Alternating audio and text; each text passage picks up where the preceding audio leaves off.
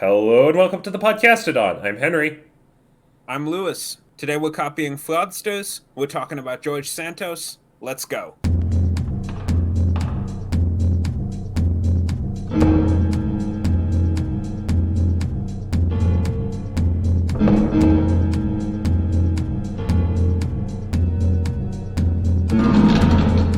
So, we should explain the Podcastodon a little bit for people who are first listening to it on whatever platform we choose to put this out on. This is a podcast where we poorly imitate the premises of other podcasts. It is a monthly podcast that should come out on the first of every month. This is the first public episode.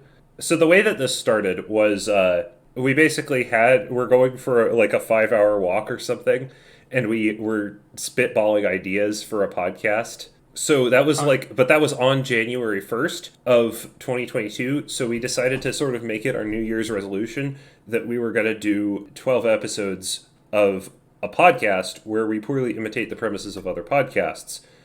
So those 12 episodes did get made. They're not really up to the quality that I would like for an episode that's going to be public. So you're not going to get to hear them unless you join our Discord server. No one will ever hear them. That is Actually, objectively that's false. patently untrue. Yeah. Do we Uh, want to establish any background but of the point is we podcast? can't assume and that the listener knows anything in this episode. There is some background. You don't need to know it.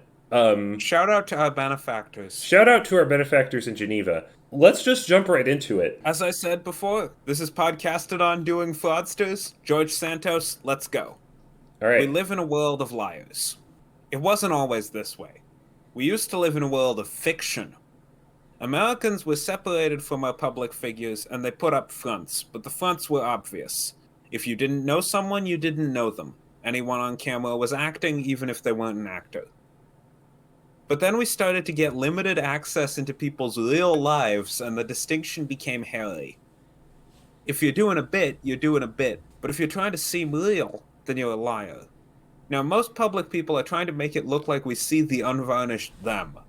Everyone knows actors on a TV show are just playing characters, but once you get that same actor in an interview where things are supposed to be real, they turn into a liar. We live in a society. We live in a society that demands authenticity from celebrities, even though authenticity is impossible as soon as there's an audience. As soon as someone else is going to see it, that slice of your person becomes a persona. It's a piece that adds to a story, and that story isn't you. A certain kind of person takes to this very well.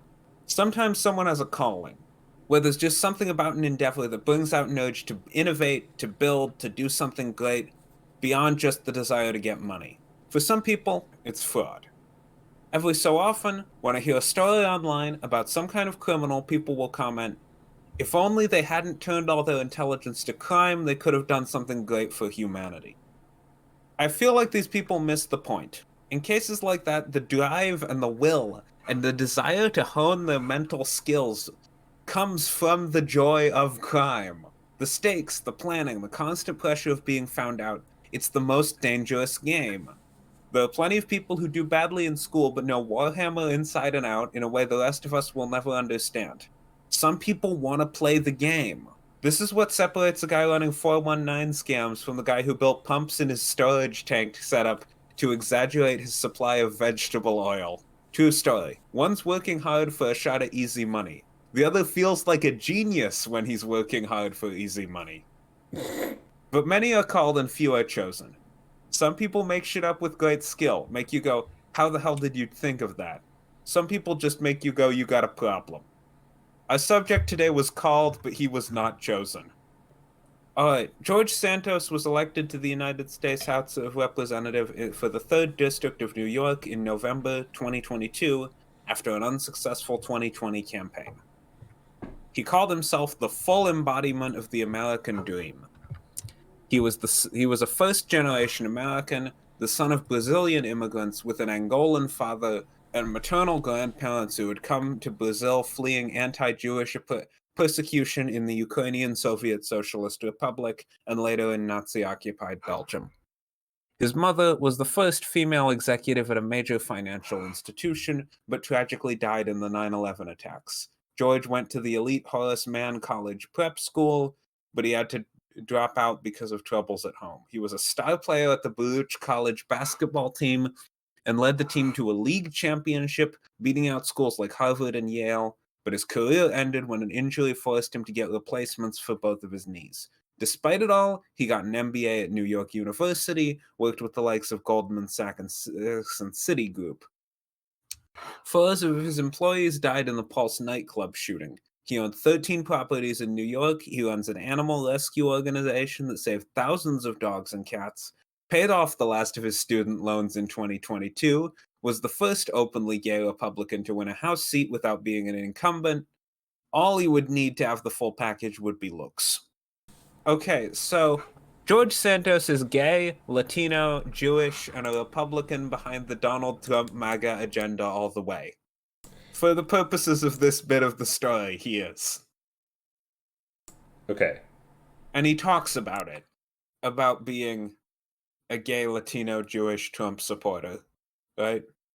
Yeah. So there's a local paper out in Long Island called the North Shore Leader. When George Santos was running for office in 2022, they ran an article about his finances. See, his personal financial disclosure report, which politicians file before running, which he filed 20 months late, he listed his net worth at $11 million.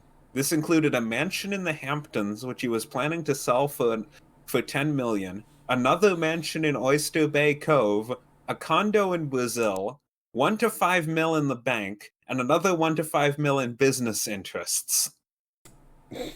A mansion in the Hamptons is a good phrase. Yeah, you could put that. I mean, there was it almost sounds like the one rapper who talked about living in a mansion next to Hanson. I thought you were going to go to Straight Blanchard. No, I'm talking about actual rap songs. Yeah. Yeah, live in a mansion next to Hanson. It has the right syllables. Yeah. When he ran in 2020, he listed no assets over $5,000. Let's consider that jump. 5,000 in 2020, 11 million in 2022. Well, in theory, it could make sense if he had such a large number of assets that there were none that were over $5,000 and that he consolidated it all into a small number. I think that means no assets total over 5,000. Okay. Even worse, the $50K of income in 2019 he'd made came from a company called Harbor Hill Capital, which was shut down by the SEC as a Ponzi scheme. The mansion in the Hamptons he said he's owned was only worth $2 million and was owned by someone unrelated. Campaign records say he lives in an apartment in Queens. The North Shore Leader quotes a Republican local bigwig as asking, "Are we being played as extras in The Talented Mr. Santos?" Which, you don't have any idea. As we will find out, he is not talented. A while later, they ran an article endorsing his Democratic opposition, Robert Zimmerman, for New York City's 3rd District on the grounds that Santos was bizarre, unprincipled, and sketchy. That just made my mic go into the red. I thought you said made your mind go into the red, and that is true.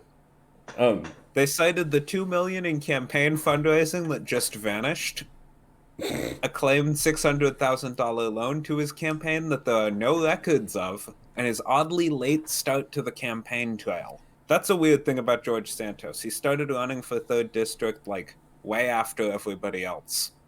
Interesting. Alright, the North Shore Leader endorsed Robert Zimmerman because of the $600,000 loan Santos claimed to have made to his own campaign that there are no records of, and also his tendency to brag about how much money he had. So Grant Lally runs the North Shore Leader, and said the paper got a tip from a home builder who had driven Santos around Long Island, where Santos showed him several mansions he said he owned and wanted to renovate, but he wouldn't let him into any of them, because he said the tenants were preventing them from coming in. I just want the mental image of George Santos has this guy drive him around Long Island as he points out mansions he says he owns.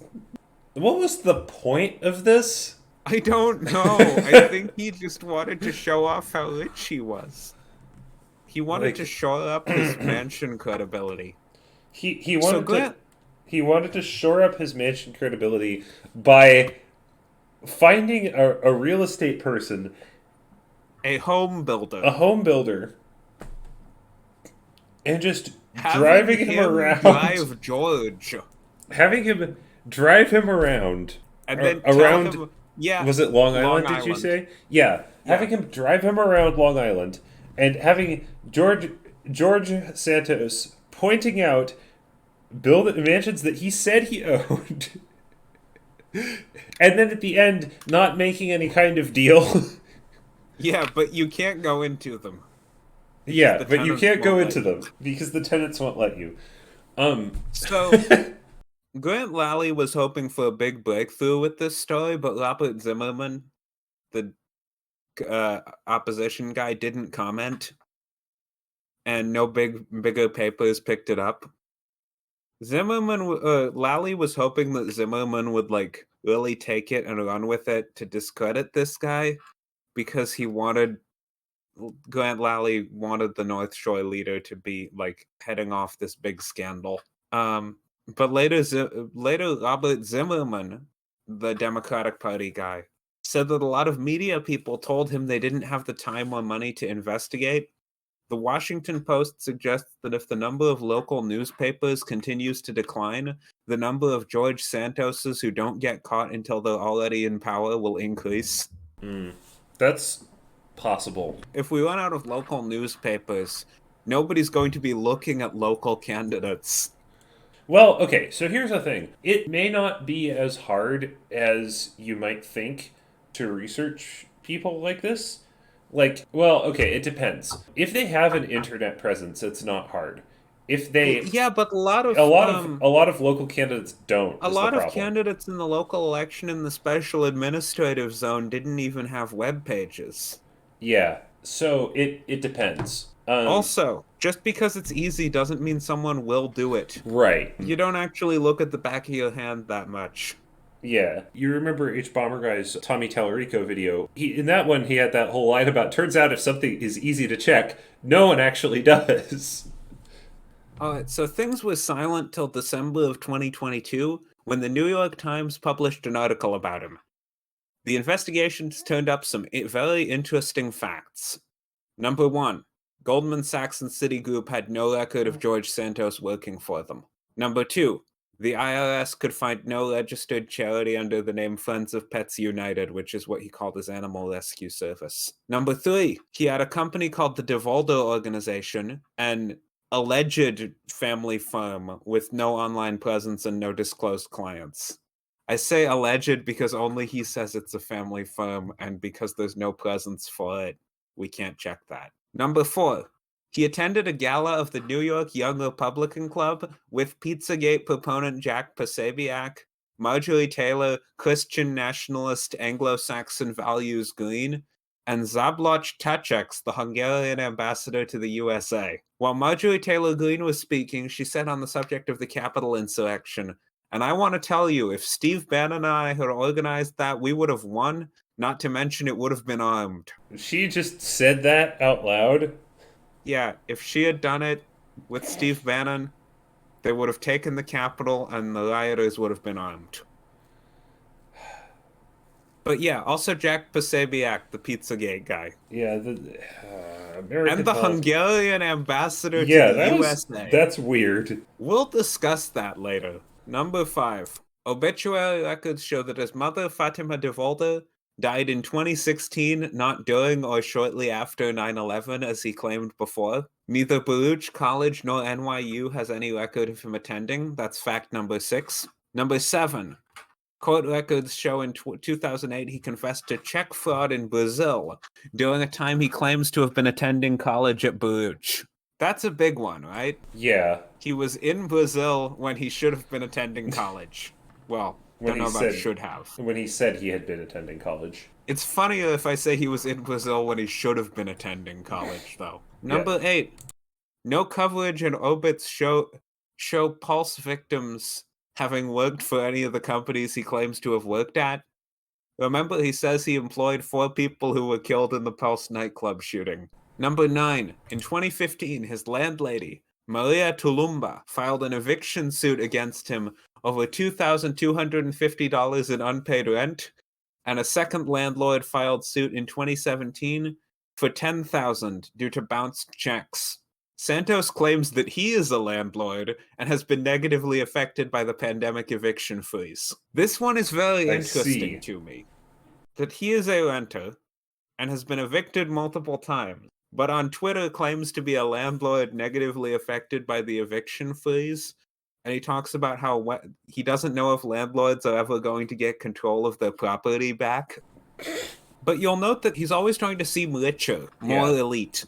Yeah. Number 10. Santos spends tens of thousands of dollars on campaign funds to travel to California, Texas, and Florida, as well as on luxury resorts and restaurants, and buying Brooks Brothers shirts for his staff. Brooks Brothers is, I believe, the oldest, continuously operating clothing manufacturer in the US. They're, a big deal, and he's not buying them for himself, he's buying them for his staff. I kind of respect that one. 2 days later, the newspapers Jewish Insider and Forward posted articles questioning his Jewishness. According to Jewish Insider, Brazilian national records show George's grandmother and mother were likely born in Brazil. None of his grandparents appear in Brazilian immigration records from the 30s and 40s. George's only Belgian ancestor appears to be Leonardo Antonius Ludovicus, George's great-grandfather. Beautiful name. Yeah. Leonardo Antonius Ludovicus, who came to Brazil at the end of the 19th century.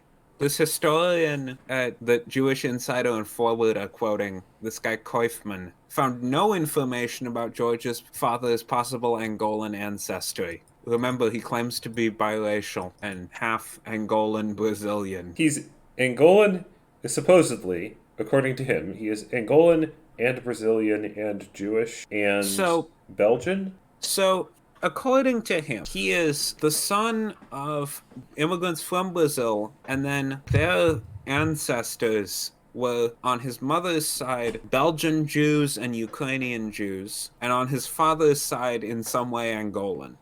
In addition, all of the maternal ancestors Koisman found were baptized, married, and buried in Catholic services. The magazine Forward found his mother shared many posts related to Catholicism on her Facebook page, which featured no references to Judaism in either English or Portuguese. And no one in the Jewish neighborhood of Niterói, a Rio suburb where George's maternal ancestors lived in Brazil, recalled interacting with his mother. In an interview with the Jewish News Syndicate, he admitted he wasn't a practicing Jew, but he was still one at heart. To quote him, "As I always joke, I'm Jew-ish." On January 2nd, 2023, the New York Times reported the Brazilian government wanted to revive the charges leveled against him for bad checks he ran in 2008.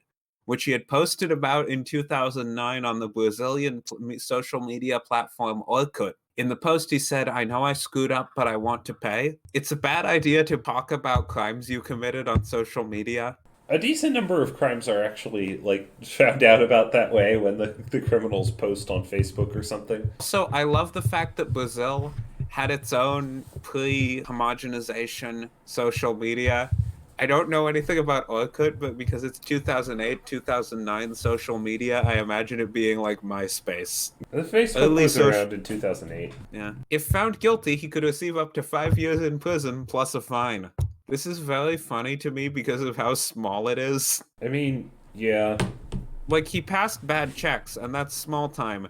And the fact that Brazil is pursuing him for this small time crime feeds into this. Yeah. Now the floodgates were open. Talking Points memo published recordings from George's campaign offices in which he said about his chief of staff, "I've obviously fucked up and lied to him. Like I lied to everyone else, and he still forgave me and gave me a second chance, unlike some other people." So George Santos, his inner circle understands this. He understands this.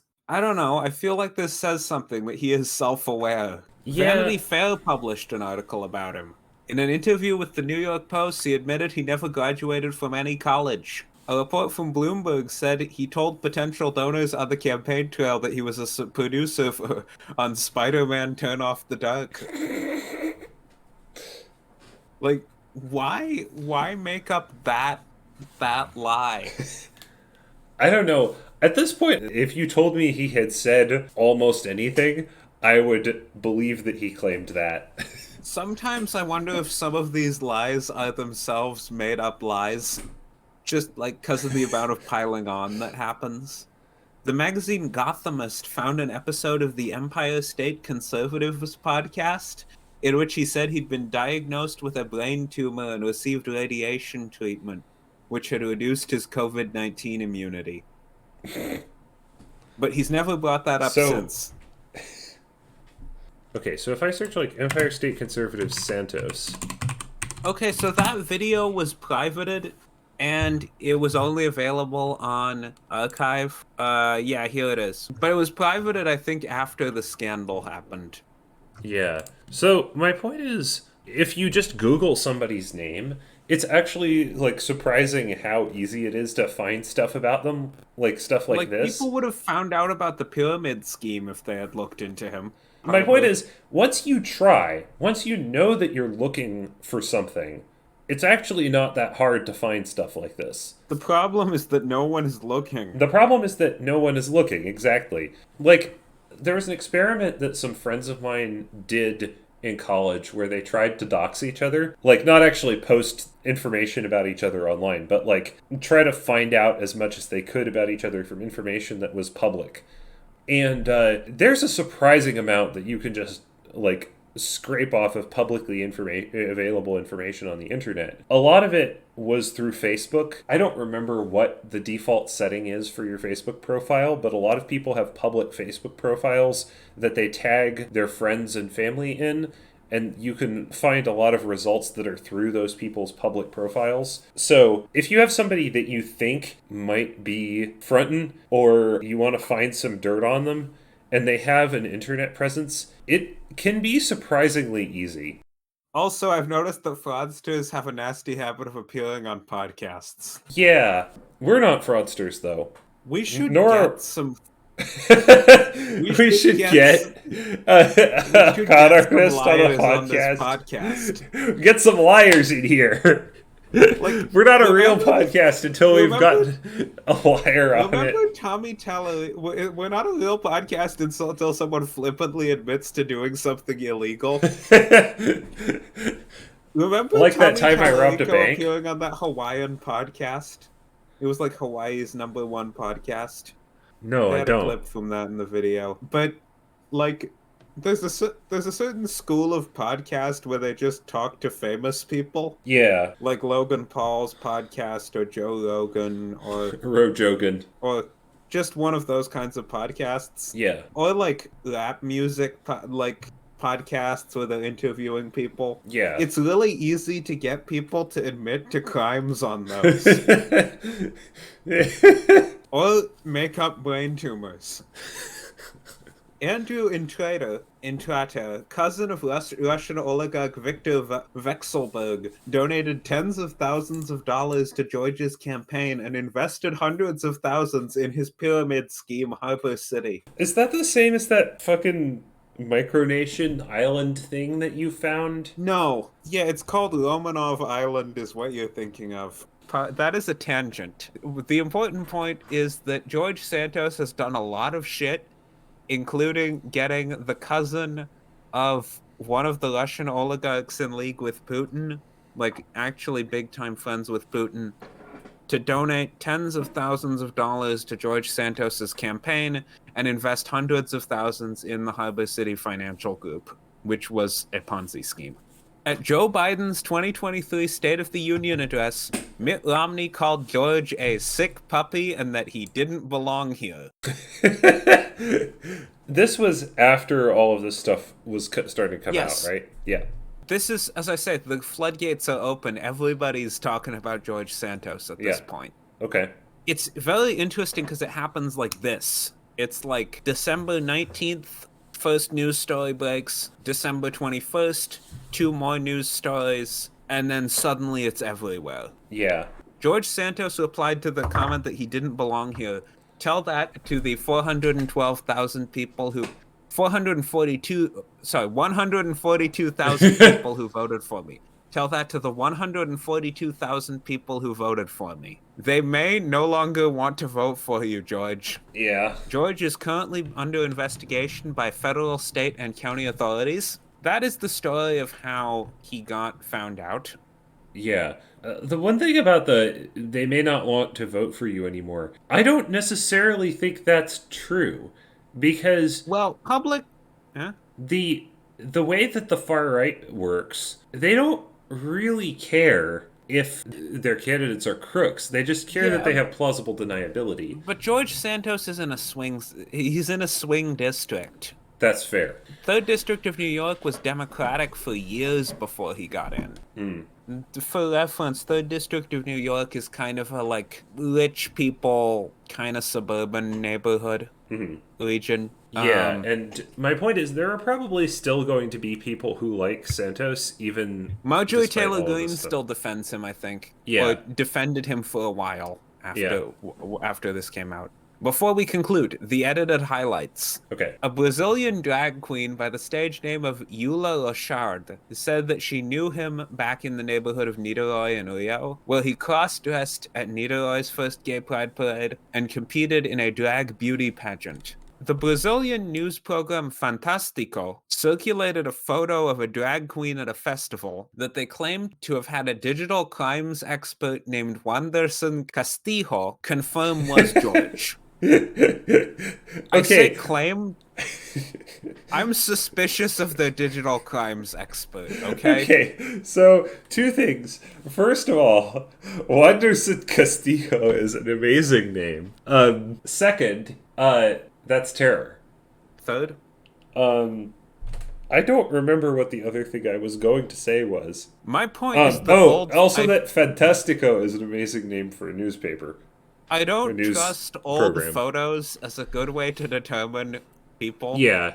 Old crowd photos. It can be, yeah. And I'm worried about the whole field of digital crimes expertise in relation to photos. Yeah. Okay, this does confirm it, though. In an interview, George Santos responded, "No, I was not a drag queen in Brazil, guys. I was young and I had fun at a festival. Sue me for having a life."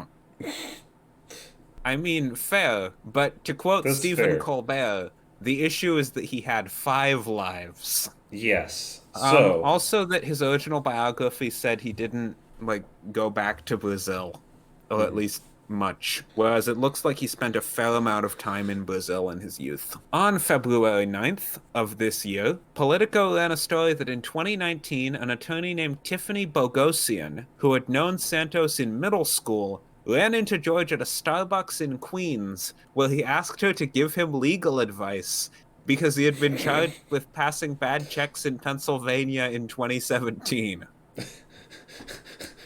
I'm just to be a fly on the wall in that Starbucks. George, is that you? Yeah, what are you doing? I'm a lawyer. Oh my god, can you help me get out of this criminal charge from 2 years ago? Oh, man. He claimed someone had stolen a checkbook, and she got him off with an email to the state troopers investigating with this story. But she thought it was weird that his checks didn't have his address or phone number listed, or why the Pennsylvania State Police hadn't been able to charge him sooner, or why the trooper she talked to on the phone later was so happy to have finally found George Santos. She also thought it was weird that when she introduced a client to George, he tried to get the client to invest in something called Harbor Capital.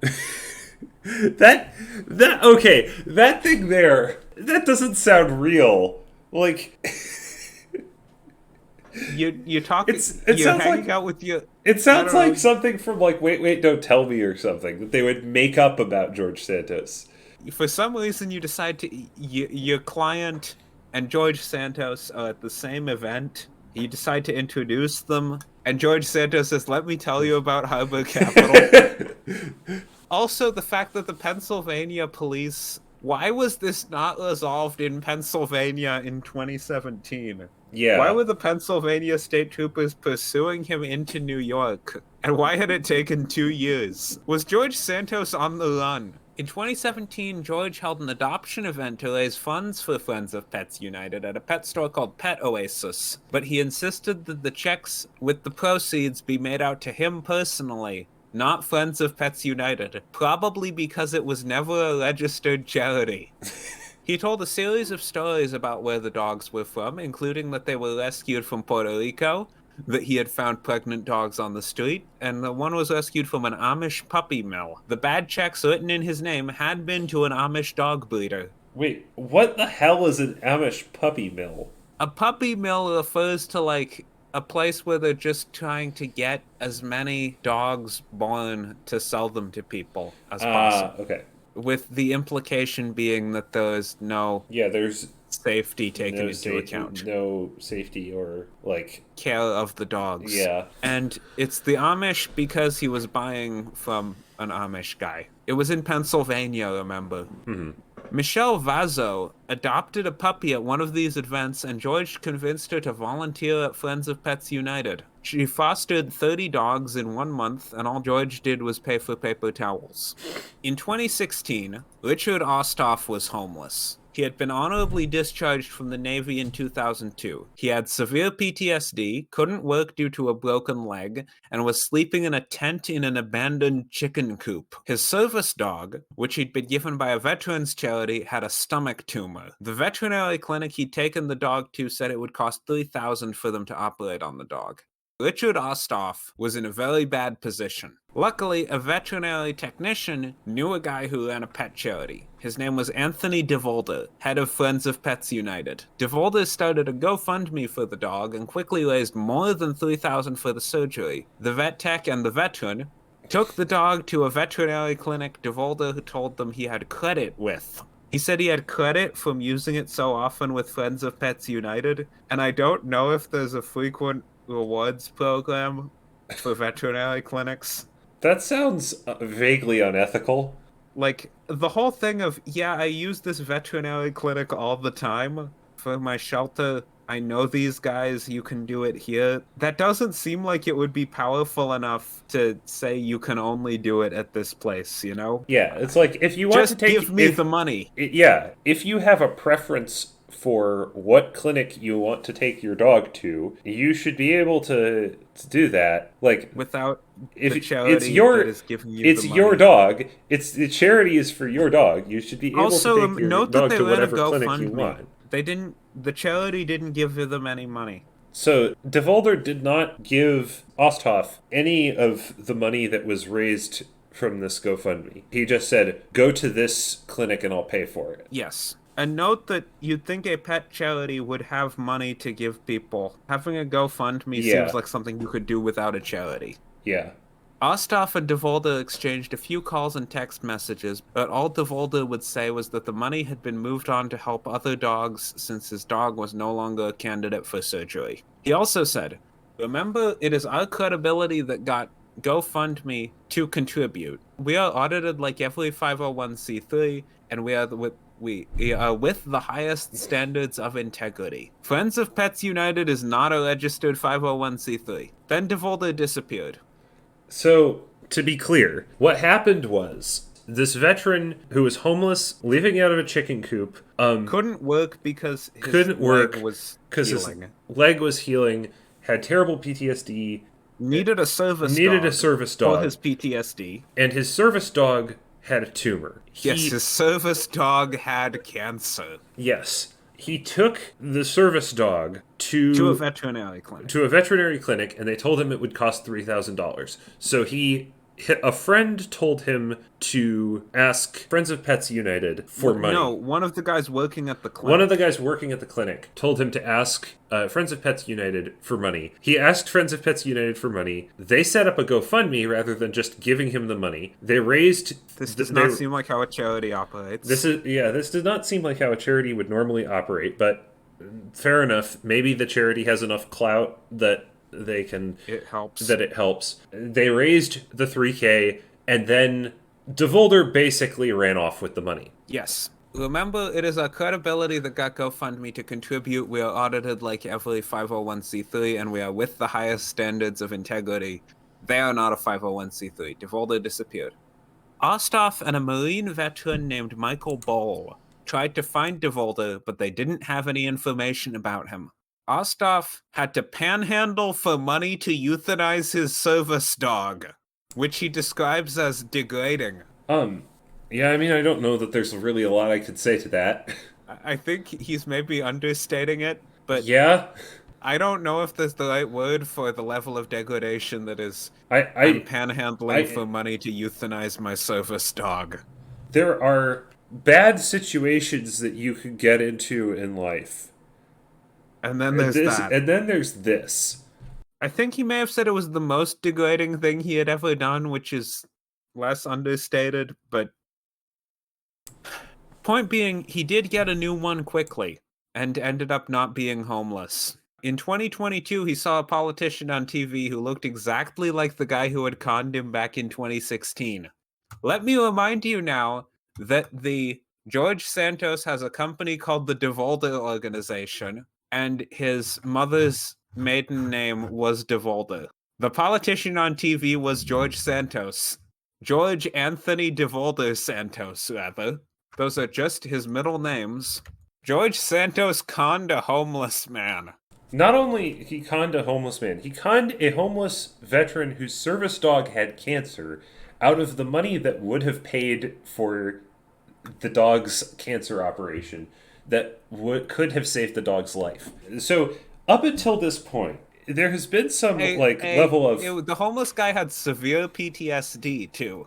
yeah, like up until this point in this story, Santos has been like merely scummy. He cons people. He's like bad, but like in a way that's not insanely out of the ordinary, right? Like for like scummy people. He's bad but not exceptionally bad for his this kind of person, right? But this is like a new low. It's almost like if you think of like the most heinously awful con somebody could have done, this is up there on like the list of things you don't do, people you don't screw over. And it's not, the other thing is that it's not even a good idea. It's not the sort of thing that's like easy to get away with. Yeah. If you're going where I think you're going with this, I think this kind of ties into the conclusion. Oh, my But conclusion you is could- not you what could you'd expect. Finish. Conclusion. In 2011, an account named Anthony DeVolder created a user page on Wikipedia. This is what it said. You should read this out. Born into a Brazilian family with European background on July 22nd, 1988, Anthony DeVolder first started his, quote, stage life at age 17 as an gay nightclub drag queen, and drag queen is in all caps, and with that won several gay beauty pageants, exclamation mark. All thought after meeting Hollywood producer Ling Q, known for producing Independence, which is spelled wrong, Independence Day by Steven Spielberg, right parenthesis, there's no left one. An older Anthony then took his step into the beginning of his career in which spelled like pointy hat, curses people, which. He started in a few TV shows and Disney Channel shows such as The Sweet Life of Zack and Cody and the hit Hannah Montana. But it wasn't until he taped his very first movie in 2009 starting Uma Thurman, Chris O'Donnell, Melissa George, and Alicia Silverstone in the movie The Invasion. There was no movie made in 2009 called The Invasion starring Uma Thurman. That sentence also has no there's no clause that finishes that sentence. But it wasn't until he blah blah blah blah blah. Yes. And then there's no that part. The sentence doesn't end. The sentence doesn't end. But this story does here.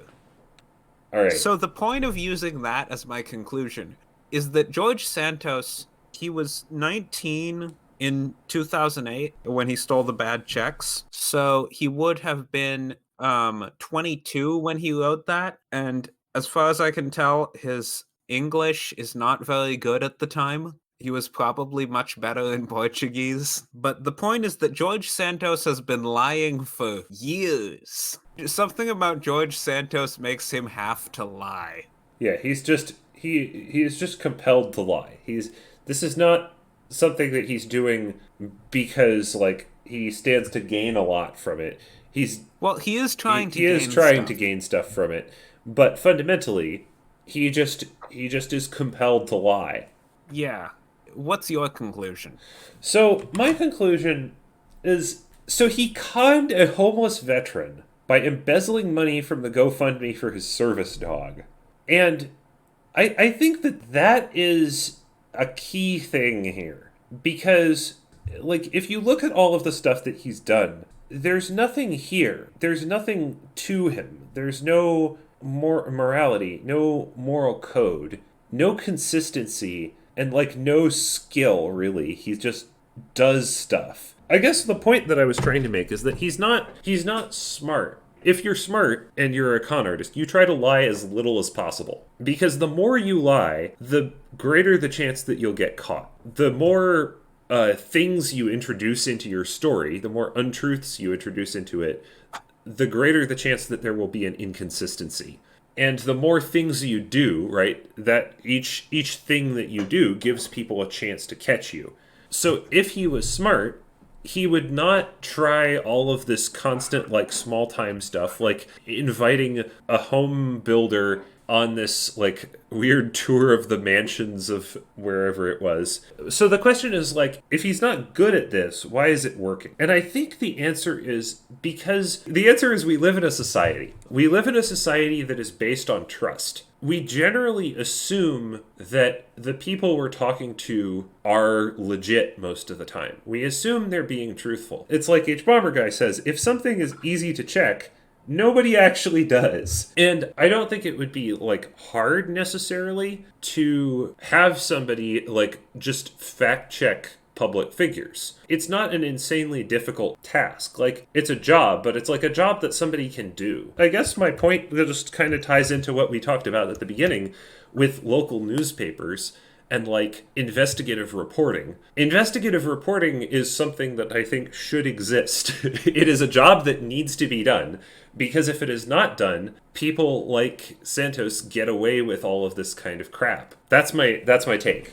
What I want to say, yeah, in this world, if you just put down volume, you can make it impossible for people to tell what are the lies and what is the truth, because as we've established, if you lie so much that people think everything you do is a lie, they cannot determine the truth. Right. The one thing that we hadn't been talking about that was sort of there in an earlier version of this episode was that a lot of these things that have come out about George Santos, we don't actually know necessarily that they're true, because everything he says is a lie, or at least some of the things that have come out about him. We don't actually know that much about him. I thought that was the point that you were going to make at some point. But I think that the flip side of that is that if everything that you say is a lie, it makes it much easier to identify you as a liar if somebody is looking for it. Yes. So it's a pile of ants. How is it a pile of ants? They can chew holes in walls for you, but they also might bite your hand. Hence, something with both a positive and negative side. Yeah. So, other things I'd like to bring up, the whole connection between Hungary and the American far right is, like, messed up and weird. Oh yeah, that was a thing that briefly came up, but Hungary is a far right regime, so it makes sense. Also, I hate the fact that bad governments are called regimes. A regime is just a regime. But Viktor Orban is a dictator. He went into the Constitution and removed all instances of it being described as a republic. He rails against George Soros and gender ideology, and now he hosts a version of CPAC. Oh yes, CPAC Hungary. That is the most important point. Not for this lecture, but for about Hungary. The fact that there is This lecture? I called it a video and you called it a lecture. Look, I gave we're a one lecture. on one. I feel like I was lecturing you. Okay, fair. All right, so CPAC is like a fascist organization, right? It's the Conservative Political Action Conference. It's like a right wing conference. Okay, and so was Santos getting money from them, or No, he was just appearing at the same okay, events as as other people. okay, so but yeah, I think that this kind of is a point about the far right. They don't necessarily care if the people that they support are frauds. They But here's the thing: is that he's getting pushback now. He's getting pushback from like the far right, from like the MTG types, or just No, from just like the like more mainstream mainstream media, right. even like Fox. Interesting. So they've not fully like fallen to that side yet. Well, I think the issue is that George Santos is both small time Well, and really okay. bad at this. It's okay. It's He's wrong to not say that good they enough haven't to fully stay fallen to in. that side yet. Fox doesn't have a side. Fox does what they think will make them money. But that's not the point. The point is that Santos was never in enough. I don't think Santos's foothold was ever strong enough for this. Yeah. You're saying it's more convenient for them to just disown him rather than try to defend him. Yeah. And just like nobody, I don't think many people actually like this guy. Yeah. Anyway, so I think that this is a decent place to wrap up. If there is a central point to this episode, look into your local politicians' backgrounds because you never know what kind of crazy shit they could have gotten up to. Don't con people, but if you do con people, have some limits. Don't con a homeless veteran out of money that he needs to pay for his dog's cancer treatment. Maybe get more creative if you're gonna try to lie to people. Yeah, maybe get more creative if you're going to try to lie to people, and try to lie less because additional lies just make it easier for you to get found out. Don't put your full bio on your Wikipedia user page. And don't vote for George Santos. Hmm. All right, is that the episode? Are we done? Yeah, All right, this has been this has been this has been the podcasted podcasted on. on, I've been Lewis, and I've been Henry. and we're off.